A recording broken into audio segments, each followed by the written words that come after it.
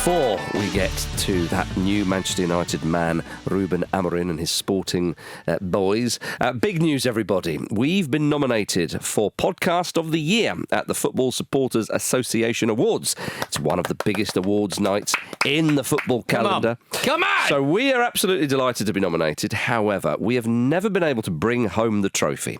But this year, as with every other year, you can change that. You, our good listeners, can change that. Simply click the link in the show synopsis and show your support for the Football Ramble. It's time to end 17 years of hurt and bring the title home. So get involved. Once you're in that booth, it's a secret. It is a secret. As a successful presidential campaign once said. Is there a split vote between us and, I don't know, somebody else? I don't think so. No. We are very much on our own wing out here at the Football Ramble. But please do that, though, because, let's be honest, the Guardian always win. They've got it completely sewn up. They are the Manchester City. They talk about it all the time, and we've never talked about it before. So we bloody want our bauble, and you deserve a Football Ramble with a lovely big bauble. Exactly. A lovely big bit of resin with some metal imprinted on it. We can Leicester City this. We can Leicester really can. I liked it when you framed it in the England way there, because before that I thought perennial finalists never winning it. Oh my God, are we the PSG of football podcasting? Yes, that's awful. We need a Pep Guardiola to get us over the line, aka a read in a show. Yes, exactly. So yes, as I say, click the link below and cast your vote. It will only take a couple of minutes. In fact, maybe not even minutes. Not even it may be less than that to complete. Your vote could be the difference, of course, between a win for us and the win for, I would say, others, but it's the Guardian. It's usually the Guardian. They win it every time. So do that. Just pause it now. Do it. Pause it now. And then do it. Just we're not a watched pot. No. It will be ready for you. Oh, we are a watch pot. We will be there for you when you get back. Come on. Go and do it now. Do it now. I'm waiting for you. All right. Why are you looking down at your crotch while you're doing I'm trying that? to sort out my wires. Oh, right. Okay. Well, I had a moment. Your own penis. I'm waiting for you. I suddenly thought we were live. Vision. I thought we were live, and I thought, I'll just do this while they're voting. But of course, it doesn't work like that, No. Andy. Right then. Now that you've all voted, we're going to move on with the show. Okay. Sporting Club of Portugal, Andy, not to be confused with Sporting Lisbon, whoever they are, for Manchester City 1. Ruben Amorim's boys beat Pep Guardiola's boys 4-1. What a send-off, Pete. He is going to make Manchester United great again. Well, I mean, Manchester United have always played. I'm not dealing with that. Manchester United have always played quite compact and then kind of like hit teams on the break, and that's literally all that happened last night, really. Manchester City, people are starting to sort of go, you know what? With this high line that is literally more advanced than the centre circle, we're not offside in our own half, so we could just run and have a lovely time. And it was a really, really great performance and a lot of fun. Amorim himself said, Andy, after half time, when asked about those couple of minutes or whatever it was when Sporting scored 2 goals in quick succession, he said that's nothing to do with tactics. This is the way it went, kind of thing, you know. Right. But I mean, if we're honest, first half, Man City were quite dominant. After, especially when they went 1-0 up, you didn't think this will be a 4-1 game for the home side. No, they were good, City, in the first half, but they were suspect at the back. Oh yeah, as Pete says, of course. And I think you have to look at the absences of Diaz and Stones at the moment, which are absolutely huge. But I mean, when I've been asked by a lot of people, obviously, over the last week and a half about how I think Ruben Amorim will do at Manchester United. And I think it will take time. But obviously, one of the biggest impediments I've pointed out is the fact that he won't have a striker quite like Victor Gyökeres. And that is a massive difference. Because I think if you look at so many other situations where you get that chance against Manchester City, and after they conceded the first goal, Sporting, they started really badly, obviously, and Gyökeres gets that chance clean through, you think, okay, right, you had your chance and you didn't take it. Yeah. A flimsy little scoop, wasn't it? Yeah, and almost overconfidence, actually, when you put it in the context of the match and his season. And then he gets another chance, and like doesn't even blink. You know, Slightly fortuitous finish, but it still ends up in the back of the net. He is of such a high level. It's unbelievable. Yeah, Dinks are back. Dinks are all yesterday evening. The dinks were happening all over the Champions Luis League. Diaz, Love it. Loving a bit of it as well. Yeah. Well, Gyökeres, as you say, tried it and he thought, "Oh, this is my time." And he just thought, you know, I'm just going to bash this. Former Brighton, Swansea, and Coventry man, we should call him. Right, yeah, let's do I bet that. he loves that. And I love the fact that Amorim was asked in post-match, you know, you maybe going to try and bring him with you, and he's like, "Come on." he's got a contract here. Yeah. Until the summer, when he can make his own decision. Well, I mean, he was asked about that after the Sporting game on Friday, and he said, "Well, he's going to cost 100 million, and it's January, so there's your answer." That's him. That's him throwing a bone to Sporting. There, he's going to cost 100 million. There's no way that man is worth 100 million. I know transfer fees are ridiculous nowadays. That's his buyout clause. Is it really? That's his buyout clause, 100 million euros. I stand corrected, Andy. Well, no, I said he wasn't worth that. But yeah. Those are two different discussions, aren't they? Yeah. Did you think that in this match, if Haaland is on form and not just being unable to convert, they're winning this match? Yeah, it could be a totally different game. Hit the bar, obviously, but it was a nice volley. Probably could have got on target, and a couple of other lovely saves from the keeper. Well, that's the thing. Sometimes happens with the striker, doesn't it? It does, Peter. The way Manchester City played in this game, as I say, for most of the first half was good. I mean, it was decent. Obviously, we talked about Gyökeres going through a couple of times there, but they were in control, and that's the funny thing. As I say, it was a mad couple of minutes, and then obviously Sporting score again at the end. I mean, Bernardo Silva after the game in his post-match seemed rather down, as you would have thought, and he was saying, "I just can't believe it. We don't know what's happening. This is not good." And again, of course, he's going to say that. You can look at it two ways. You can think, well, actually, this is just a little bit of a blip. They've got their injuries and so on and so forth, but they still know what they're doing. I mean, look, away to Spurs, losing in the League Cup when it's, you're not starting. Look injuries at the team. aside, look at the team. Yeah. Okay, so you can do that. Losing away to Bournemouth when they feel perhaps, with the chances they had late on, maybe should have grabbed a point. Losing a game in the Premier League can happen, okay? And it does happen. Losing like this on the road in the Champions League, the manner of it, I think it was almost, as Amorim himself said, those 2 goals going in quickfire was a bit of a strange one. I think he's been a little modest there. I mean, I would agree. He said they were lucky in the first half, and I wouldn't disagree with that. But the second half, if there's something you're going to cling to as a United fan, that's it. Because I've never seen such a well-planned goal scored pretty much from kickoff. No, fine. But with Man City, though, you can explain away some of these things. It's just the fact that it hardly ever happens to them. In fact, what is it, the first time since, was it 2018 or something, that they've lost 3 games in a row? So you've got that. On the other hand, they have the sounds coming out of Manchester City have been of concern and of worry, and you think, bloody hell, they've lost 3 games in a row. And Bournemouth are not a top-tier side, even though they're playing well. And being beaten 4-1 is a huge score, and some of the defending was pretty piss poor. So depending on how you look at it, only time will tell. You would say to the rest of the teams in the Premier League, and Liverpool seem to be the ones that are taking advantage of this, now's your chance to gain a bit of ground. They did this last season, if you remember, I think when they lost away, was it to Forest or something? There was a couple of sloppy results. And then, of course, come January or whatever it was, they hit the ground, they just sped away. So the rest of the Prem, and even those in the Champions League, will be thinking, blimey, long may this continue. And I know they've got injuries and so on, but I would have thought that Pep's too canny. They've got too much quality for results like these and moments in games like these to linger on much longer. But that's it. It's not explainable by quality, is it? Yeah. And because we're having all these talks about weariness at the moment, and one of the things I've thought about Arsenal, for example, a team who've clearly got the quality to win the Premier League, in a normal and sane world, probably would have won the Premier League in the last 2 seasons. And just constantly competing, it takes it out of you. I don't mean physically, I mean mentally as well. And you just think with Manchester City, how long can they continuously do this? To get yourself up for this again and again and again, and especially when you're missing key players, is really hard, no matter what the resources. I mean, of course, the problem is at the moment, and not just because of the Ballon d'Or, every game where they don't win, or every game where they have defensive difficulties, people are just going to point at the Rodri gap. Now, I presumably, in the medium term, once they've got everyone fit, John Stones is just going to have to fill that gap. He's the only player really who I can think of who could really do a sort of anywhere near a similar job. But it is an issue for them. And I think this result on the back of, I know you're saying anyone can lose a game in the Premier League. Yeah, fair enough. They weren't good in that. They were really, really not good at Bournemouth. I think that's the issue there, and the way it sort of fell apart in the second half as well. Guardiola rarely looks short of solutions. He looks short of solutions at the moment. He does.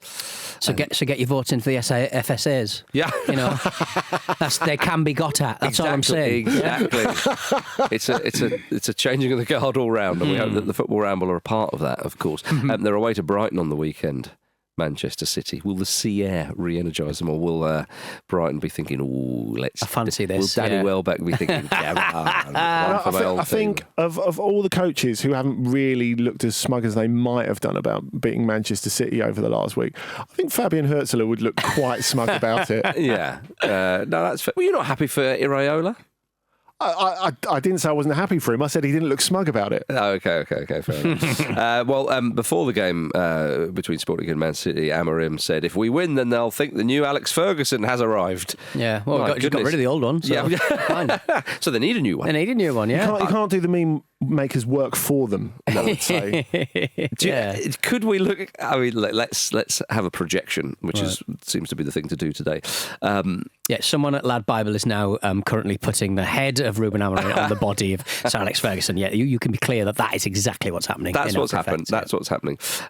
Could we look back at this result and said, it was too much? Do you know what I mean? Like, it was too much of a blueprint. It was too much of a greetings card. Exactly. What you might experience at Manchester United. It was too big. It was too much. You went too big. Yeah, exactly. Where's that guy gone, they'll say? Should have said to Gyökeres when he took that second penalty, mate, you need to put this over the bar. Hit the bar. You can't score this for my sake. Well, he's on his way to Manchester soon enough, because that was, of course, his last home game before becoming Manchester United manager. Now, Ruben Amorim obviously was talking to a lot of the English media after this game, TNT Sports most notably. Unfortunately, though, he has had to deal with some other parts of the English media in recent days. Oh, do we have to talk about this? It's been how many days? 3 days? 2 days? Yeah. And you know, like when you get radiation poisoning. I don't know. And you have that like a metallic taste in your mouth. Okay. That's how I feel about this. Is my... When did you get radiation poisoning? Now you have been to some places. From this, yeah. Awful. I just feel nauseous about it. Thinking about it. I've watched it 3/4 of the way through. Yeah. Couldn't get to the end. It's my Hindenburg. It is my... like it is the worst thing that will happen to anyone this week. And, anyone? Yeah, okay. A few old boys in Pennsylvania voting for the heat death of the world. Yeah, absolutely fine compared to this atrocity. Pete is obviously referring to Gary Cotterill asking Ruben Amorim questions in his pre-match press conference. Cotterill took issue with the fact that Ruben Amorim wouldn't answer his question in English. He was very clear that he was speaking in Portuguese only because he's not arrived yet and he's staying focused on the task in hand. He didn't want to disrespect anybody. It wasn't his choice. It wasn't his choice, but clearly that's what they wanted. We don't want any of that Manchester United talk. We are focused on a huge game for Sporting. Let's respect the club and the supporters of that fine institution. But Gary Cotterill had other ideas, Andy. How do you explain your friend's actions? So while since you Paxman'd me, isn't it? Go on then. Well, I think... Answer the question. Answer the question. I think Ruben Amorim has shown why he's going to be a success at Manchester United, because he's taking his line before he even gets to the club car park. Right. Yes. So he's facing up to Cotterill, whereas Ten Hag, of course, ran away from Cotterill. Outsourced it. Outsourced it, yeah. I mean, to be honest with you, I did respect Ten Hag for that, and I think that's probably the best thing he did as Manchester United manager. What, getting some hired help on the job? No, pieing off Cotterill. Delegation is part of leadership, I suppose, isn't it? If you want to be a record breaker.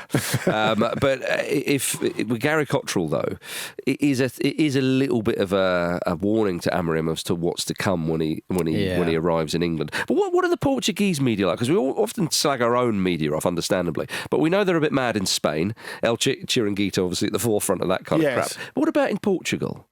What do you mean? What is Do they speak English? Who's the Gary Cotterill equivalent, is what I'm saying. No, do you know what I mean? Do they have ridiculous questions? Because I find it quite intriguing, because I know that Portuguese commentary, for example, is quite an intriguing thing.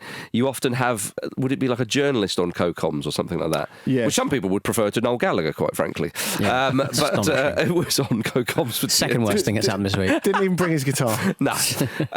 But apparently it's just basically older chaps just getting really bored about the game and moaning away on commentary. Well, look, the thing is, if you're talking about a press conference situation, which we are, is that right here, for the commentary, by the way? I think the difficult thing is when you're watching football on TV at home in Portugal, it's quite difficult to cook at the same time, because normally you can have the TV on quite loud while you're cooking, and if there's a moment. Yeah.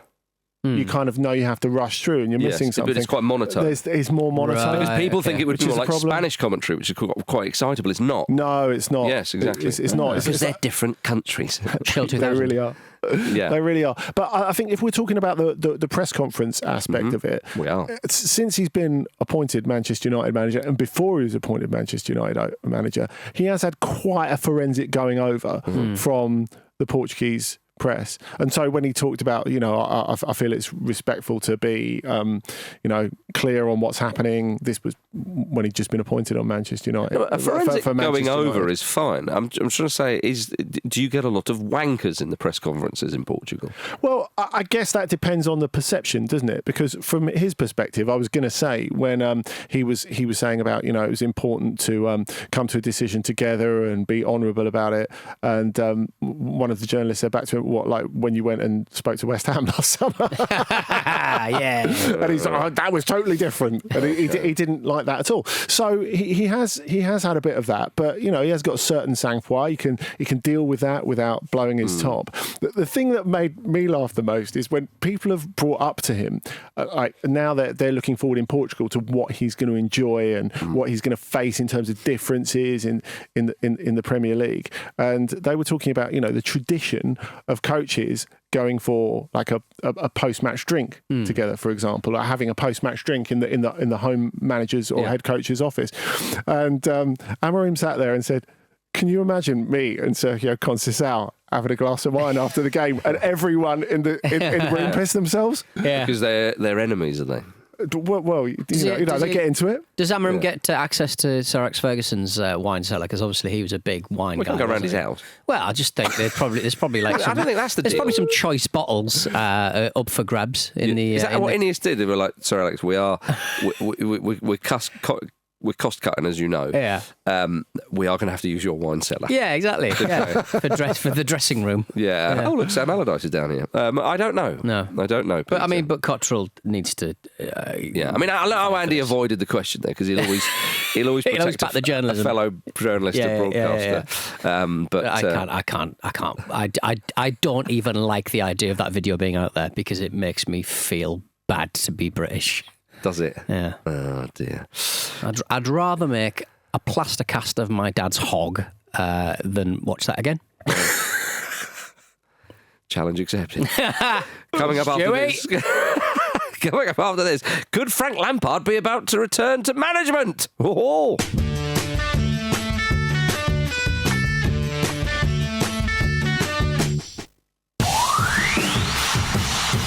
Well, Neil Warnock here. I just want to thank everybody that keep viewing my whatever it is on Twitter. Love him. Love that man. Liverpool 4, Bayer Leverkusen 0. Two sides that Neil Warnock hasn't managed. Big win for Liverpool. They are top of the Premier League, the top of the Champions League. Pete Donaldson. My goodness, they're on for it, aren't they? They are, and I think Gakpo's header is still ringing from that. It was such a. I mean, it was very direct, I suppose, but good God, that was finished with some aplomb, wasn't it? When you get the ball slap the back of the net and the cop erupts like that, it's like it is quite something, isn't it? It really is. It is. Yeah, It's 4 second half dead-headed. goals for Liverpool. A hat hat-trick for Luis Diaz. Another hat-trick in the Champions League. My goodness, 2 a penny.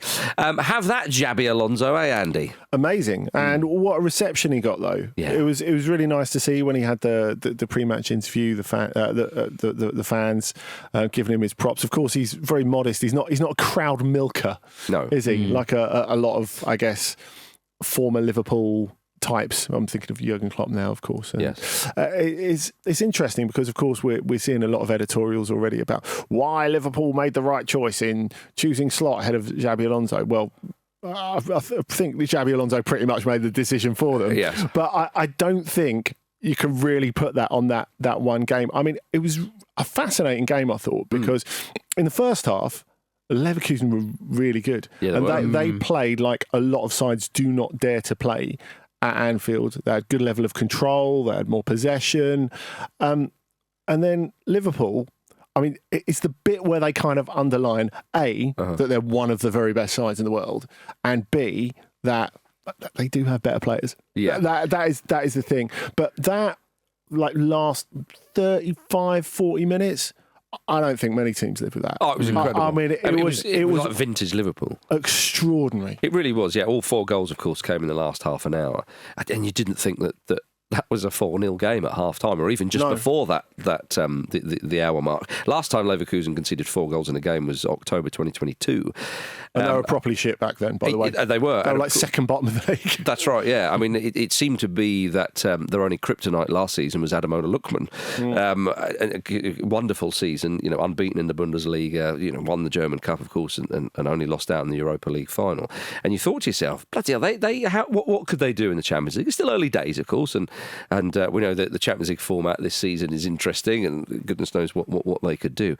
But this really was a statement from Liverpool. And I've often sort of thought this season, Liverpool in the Premier League, I think some people have been saying, will they be found out is far too strong a turn of phrase to use, but will it catch up with them? Do you know what I mean? They're just kind of going about their business. They've not been great, but they've been good, very good defensively. You have to say, another clean sheet here.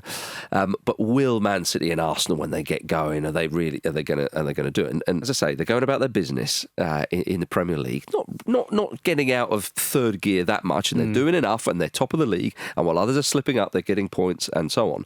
And when you see them do something like this in the Champions League, you think, bloody hell, if they can slip into 4th and 5th gear like this, then this could be quite the season for Slot really. I mean, you look at kind of how they've kind of equipped themselves in the Premier League in the days after a Champions League match. Like they beat Milan 3-1, then they go and play Bournemouth, and obviously it's Bournemouth, but they win 3-0. Yeah. They play Bologna, and then at the weekend they're beating Crystal Palace. You've got Leipzig, obviously, and then they managed to pull out a 2-2 draw against the champions elector almost.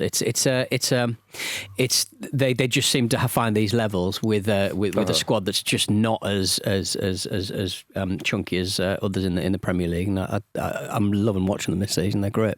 Having said that, I think what you're seeing now is the benefit of Klopp's final season. Oh, yeah. I mean, Slot has done a brilliant job, and he's put his own print on it. I think there's no doubt about that. Klopp really set it up for him. Yeah, I mean... And the whole club, not just Klopp, of course. Yeah, you're right. Of course, they completely revamped the midfield at the start of last season. The injury crisis in the second half of last season forced them to bring through young players before they wanted to, but it means they've got more experience in the bank now as well. But I do think, you think Richard Hughes, as the new sporting director of Liverpool, was criticised for the lack of transfer activity this summer. But sometimes you just have to look at it, and you need players that are genuinely going to improve the team. Yeah. And they've got a lot already.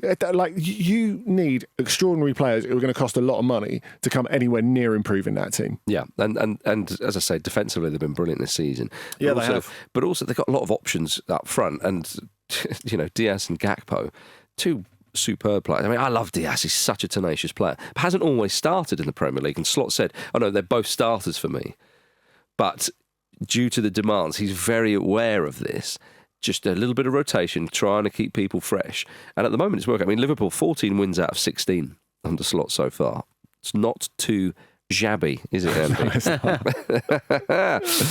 So yes, they plough on to Liverpool, and it's looking good for them. It is looking good for them.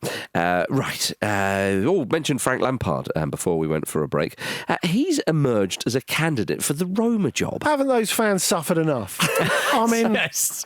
come on. How much do we really sort of, take this seriously? See, what Roma are doing at the moment, the mistake they've made is firing Daniele De Rossi. Yeah. 4 games into the season, having bought him a completely new team. By the way, they were winless in those 4 games, but they drew 3 of them.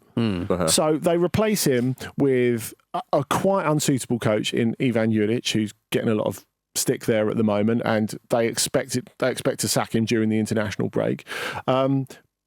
Presumably, they could get De Rossi back because he's still on the payroll, and that would be that would be A, the most Italian thing to do, and B, the best thing to do, because they never should have binned him in the first place. Cost effective, Andy. Exactly. So, whether he would come back the way they've treated him, I think is a different question. But what they're doing in trying to fix their initial mistake, I remember I was coming home from a late night show that I did on the BBC many years ago. This was the World Football Phone-In, the show that I used to do with Dotton, and of course he still does it, and he still does Up All Night. And the great Tim Vickery. And the great Tim Vickery, that's right. And I came back always at about 4 in the morning, 4:30 in the morning, and I remember driving through Kensington once, and there were these 4 guys who'd been on quite a long night out, obviously, and this young man stopped to have a pee in the street. Now he saw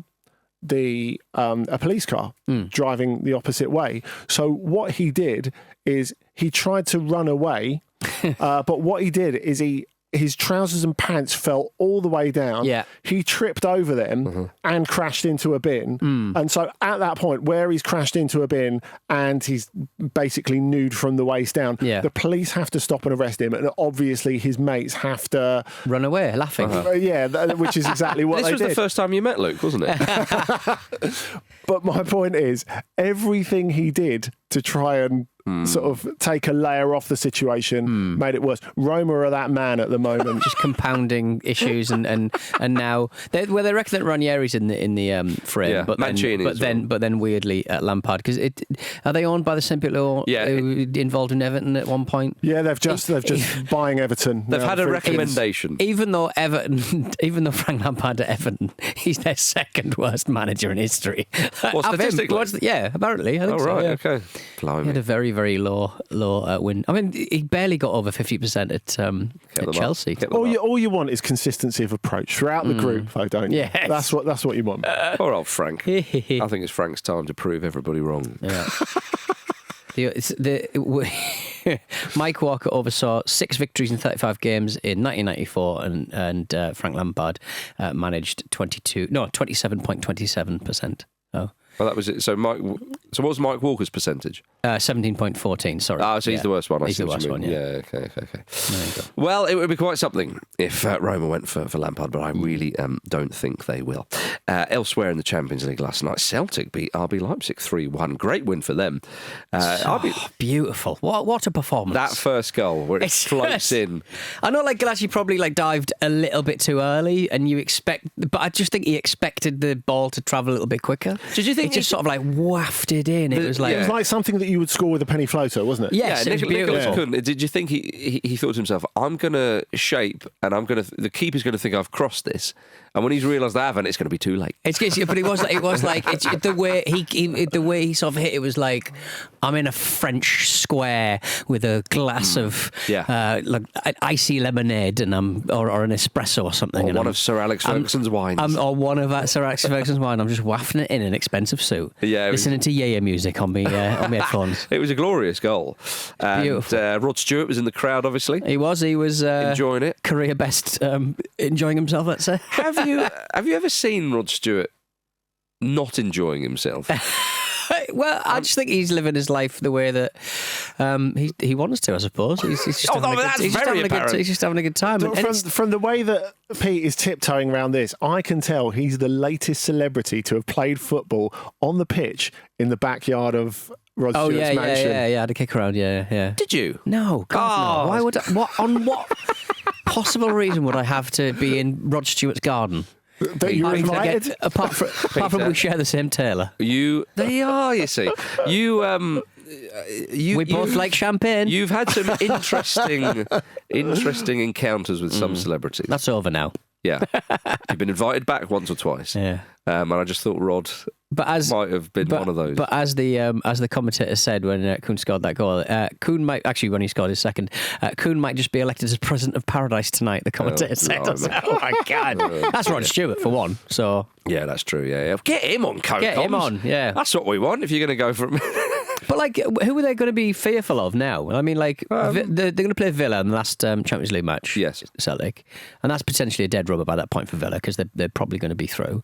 Do you not think that like Celtic could do something here? They're looking good for getting in the 24, aren't they? Yeah, for going in that I little love that, playoff. though. Villa have played 3 games, and you're like, it's going to be a dead rubber. Well, That's how much for faith. Villa it is, yeah. Well, possibly. I mean, they've still got some big games to go. I don't know. Yeah, so the Celtic have got a real chance. So there's no two ways about that. And they were really good. I mean, if you think how long they went without, if you go back 20 years to the glory days of like Larsson and Sutton and all the others, they were like really difficult to take on at Celtic Park. Like really difficult. You look at the teams that lost there, like Juve, like Milan, and they've not been that for a really long time.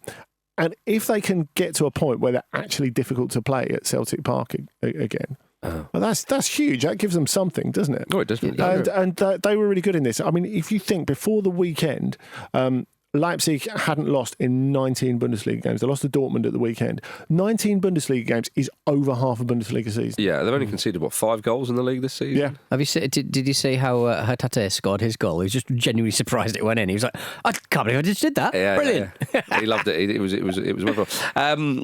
Before we move on to talk about Inter and Arsenal, AC Milan winning at the Bernabeu. That was a lovely throwback, wasn't it? Nice. What's happening at the Bernabeu? They seemed... Do you think some of the bigger teams, we got loads of games in Champions League, we'll turn it on when it matters. Some of these... Well, they have only intermittently done so in the Champions League. The difference is... Stuttgart could have got something out of that. Yeah, game they should have. They should have. And Milan here... Dortmund were 2-0 up there. Yeah, indeed. So Milan basically looked at what Stuttgart and Dortmund have done. Saw it through. Yeah, and thought, right, but heads on kind of thing. Don't be worried when they suddenly have wave of attack. Now, it does help that Kylian Mbappe doesn't seem quite to have his shooting boots at the moment for them. But Milan, and it's not... Milan in the Serie A at the moment aren't particularly great. I mean, it was not a bad side, but it's just... You would think it was no match for Real Madrid. Not vintage Milan. No, I mean, it's not been vintage Milan for years. But they have built quite nicely over the last couple of years. Yeah. And if you think they've had a new coach in Paulo Fonseca, gradually getting there. He looks great. Oh, he does, doesn't he? Oh. Would it surprise you to learn that he's an equestrian man? No. Right, I could see that. Yeah, absolutely. That's why he dressed up in the Zorro mask that time when Shakhtar beat Man City. Yeah. Because he's a friend of the horses, or does he ride horses? How does that kind of work? Both. Right, okay. Is he a friend of the horses? Well, one would suggest if you sat on someone's back for ages, you're not a friend of the horse. That is true. That is true. He gets over now. It's all about Portuguese managers at the moment, Andy. Always. Yeah, as Fulham know. Yes. As Fulham know. All right, coming up after this, another Portuguese manager hasn't stopped his war against the system. That's José Mourinho, of course. Right, Inter versus Arsenal tonight, 8 p.m. Thigh rubber. It is a thigh rubber, Pete Donaldson. Arsenal captain Martin Odegaard is back in full training. Huge. He has currently missed 12 games through injury for Arsenal. Don't rush him back. No, do not do that. Arsenal are currently outside the top 8 in 9th in the Champions League. Inter one place above them. Both sides are on 7 points. It's a biggie, Pete Donaldson. It is, and I can't see them playing as poorly as they did at the weekend because they were atrocious from the first minute. Well, when you play against Eddie Howe's Newcastle, they don't give you an inch. When you play against rough and ready Joe Linton, you're just not going to get a kick, are you? Really? No. But they'll probably get the same treatment away at Inter tonight. So good stuff. Yeah, I mean, Inter haven't. Again, I mean, if you look at the table in Italy, Inter, on paper, you have to say are are the best. The best team there by some distance. They are, yes. And of course, they are the champions.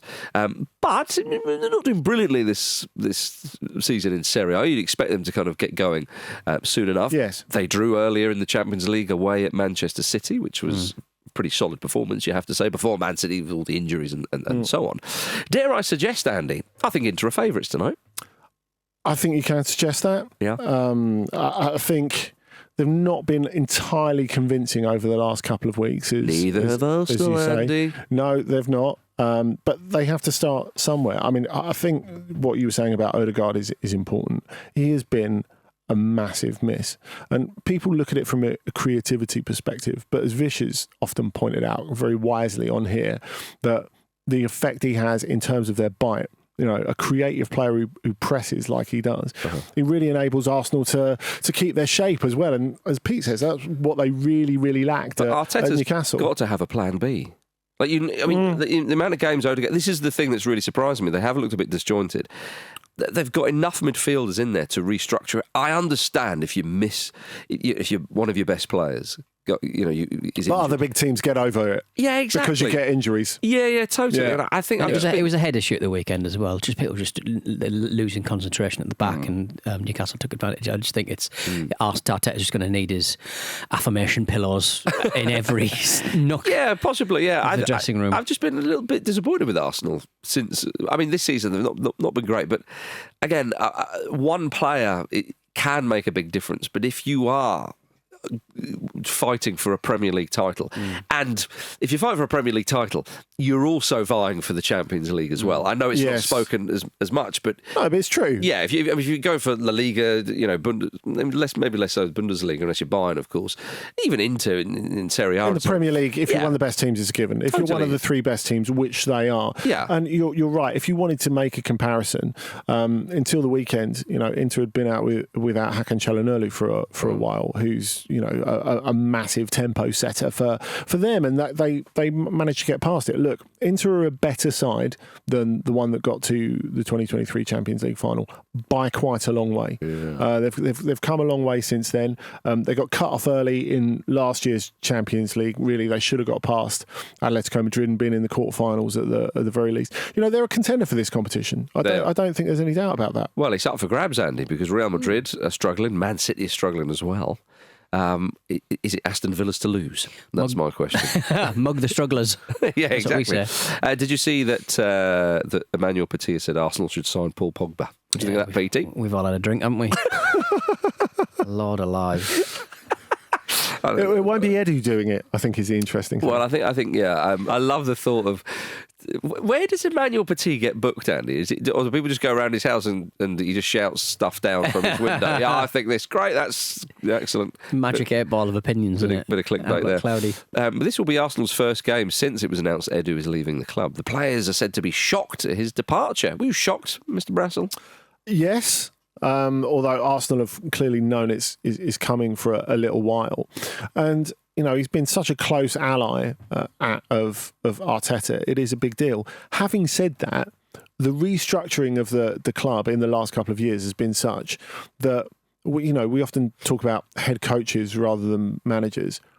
Arteta is an authentic manager. He has that sort of power at Arsenal. So clearly they're going to need to replace him quickly. I'm sure they'll have ideas on how to do it anyway. But in the meantime, it's not like there's going to be any massive power vacuum because Arteta's not just a head coach. So I think that is an advantage for Arsenal. Edu Brute. Yes. Absolutely. Well, on that note, Jim and I will be doing a Ramble Reacts tonight straight after that game between Inter and Arsenal. So do make sure you subscribe wherever you get your podcasts, and that will drop straight into your podcast app. And while we're talking about admin, do vote for us for the Football Supporters Association Awards, you beauties. Get voting. Peter, you and Jim recorded a Ramble Reacts after that glorious Fulham victory against Brentford on Monday. Jim revealed he played guitar on an actual professional song, which is available on Spotify. Yeah, I wrote it in my notes. Forgot where I put the note. Yep. So that's lost for the for the. I could go back and listen to the show, I suppose. You could, yeah. I just want to hear those beautiful, loving hands. Yeah. Up and down a Telecaster's fretboard. I know. How about that? I've never seen Jim play the guitar. No, Luke's a bit of an axeman, isn't he? I was going to say we've all seen Luke. We've all seen Luke with an axe. axe in his hand. Yeah, he often turns up with one. But how about that? So do listen now wherever you get your pods to find out which professional song that Jim played on. Let's figure out what chords he knows. The fact that we're calling it a professional song suggests you may not have heard of the artist.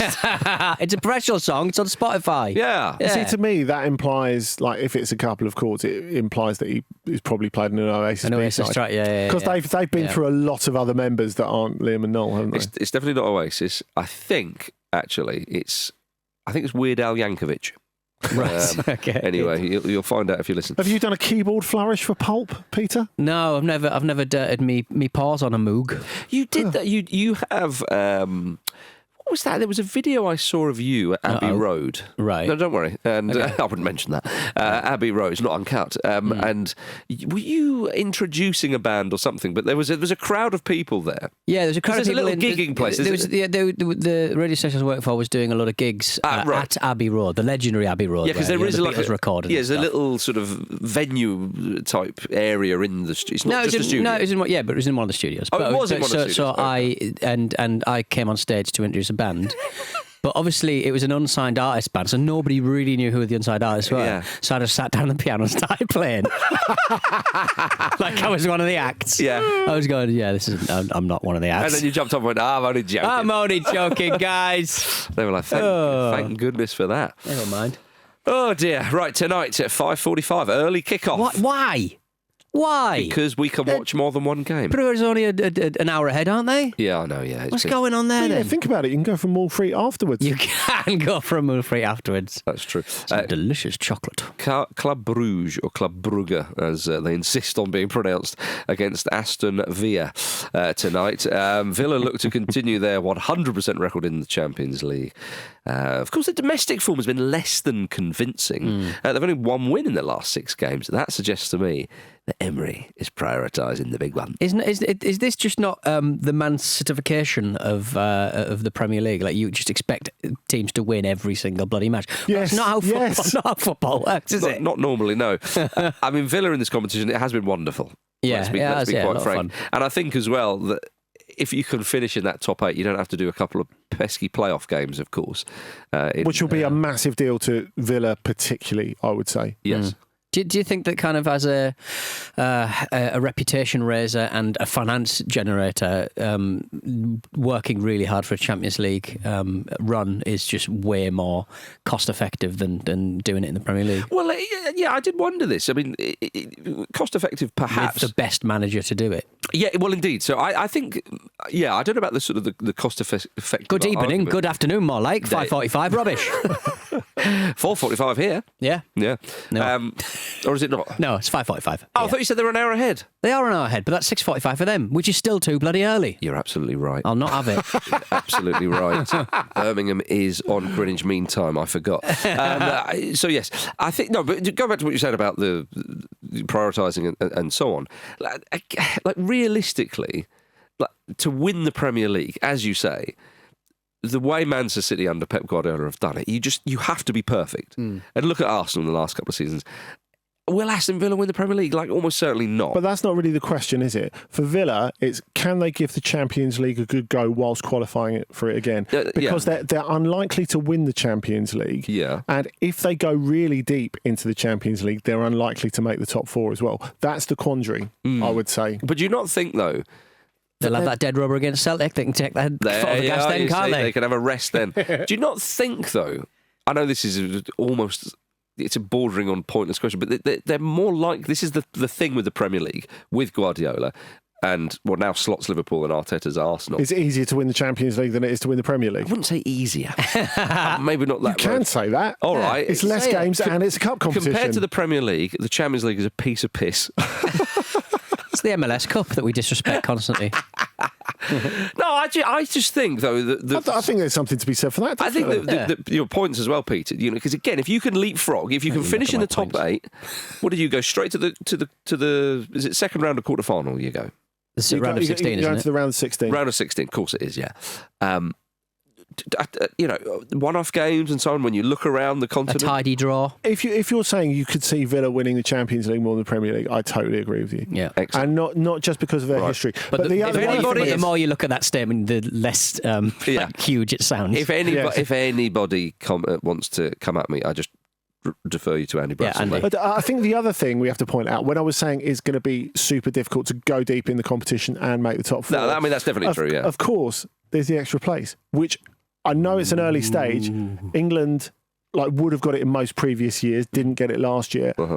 They're well set to get one of them this year by the early results. So, fifth may well get you Champions League next season, which you have to say would be very good news for a Villa or a Spurs. You would think. Let's chuck Fulham in there as well, Andy. Yeah, go on. Go on, it's Wednesday. All right. A man I once saw at Craven Cottage sitting up in the posh seats was José Mourinho.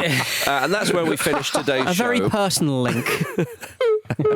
Speaking of populist leaders, he's continued his war against Turkish football after his rant about... Starting early, aren't we? Oh dear. After his rant about VAR at the weekend, he took to Instagram to post a picture of a Trabzonspor handball against Fenerbahce. He also shared a picture of a knee-high tackle against Fenerbahce, against a Fenerbahce player, saying, "Yellow shirt is only a yellow card." But that handball, it looks like the player has been knocked off or damaged in some way. He looks like he's in pain. So presumably it was not it's an involuntary action. No? Well, it's like the still of the tackle, the still of the high tackle. The tackle, but if you actually see the video of it, the guy plays the ball, and then as he goes through the slide, his foot sort of involuntarily comes. Like when there's no tackle to be made, it goes up. Yeah. I mean, what, Andy? But it's not really about the decisions, is it? It's about how he's simultaneously behaving like crabby 60-year-old man and at the same time behaving like a 15-year-old who's just got on social media by the way that he's posting these things. No, a 15-year-old who's just got on social media and has a dad with some problematic views. He's both men. I think look, we spoke about this on Monday about when Fenerbahce came back to win against Trabzonspor, scored a late goal. Mourinho tried to. If you haven't seen that knee slide, do see it because it's hilarious. He's hurting. Yes, indeed. But post match, he started talking about we're playing against the system and was basically calling conspiracy in the Turkish league. We had some comments from people saying, I don't think you understand that actually Fenerbahce have been on the wrong end of a lot of big decisions, and there was a little bit of sympathy with a few of the comments, shall we say, on Instagram. I'm surprised. Andy, you know Turkish football better than anybody that's ever graced this studio. What are you saying? Do you think there is some sort of conspiracy that we all need to get stuck into, or do you think it's just Mourinho being Mourinho? I am saying if you're in the Turkish Super League and you're the one who believes in conspiracies more than anyone else, you might have a bit of an issue. I see. That's what I'm saying. I thought that might be the case. I mean, there is a great deal of intellectually dishonest cherry picking here if you actually watch the game. Now, as he said when he went on to say no one watches Turkish Super League. I mean, that was extraordinary. What he meant is I can say what I like because you won't have watched the game, so you won't be able to answer me. The full quote was, and this was on Monday, nobody abroad watches the Turkish league. You just obviously doesn't know you, Andy. Yeah. It's too grey, too dark, smells bad. But can't smell it through the telly, though, can you? No, you can't. And being literally won't sell the rights. No, but I'll give my everything to this club. I mean, we are seeing, I think, a particularly extreme José Mourinho right now, Peter. Well, it's a very Turkish league performance. Like your days are behind you a little bit, but you've still got the hits to pull out. He's writing new songs. You've got an ASM step over in you still. I think he's writing new material. He is, but the problem is that all this more extreme new material, he's still got the followers, he's still got the reach. Roma last Thursday, their video analyst got red carded from the bench because he showed the fourth official something that he didn't agree with on his phone. Right. Yeah. I mean, a picture of what? Do you think Fenerbahce can win the league though? Nope. And I think he knows that. Right. I think he knows. Why that. aren't they selling the rights? Is it just some kind of? Well, because basically they managed to sell Digiturt boxes to all the expats. It's quite a big business selling digital boxes to expats. So they have to sell the rights for an extraordinary amount of money that no one will pay to make it worth their while. I just think it's a league that is just like, it's the FIFA league. It's the EAFC 25 league, isn't it? It's like the cards you get. Oh, he's still kicking a ball, is he? Where is he? He's in the Turkish league. Exactly. That's why it's so lovely to see. John. Yeah, exactly. That's lovely when they play against an English side. And you're like, he's still around. Yeah. Lovely. Cheers for watching another fantastic clip from the Football Ramble podcast. Make sure you click like on this video and subscribe to the channel, which means you will not miss a single upload.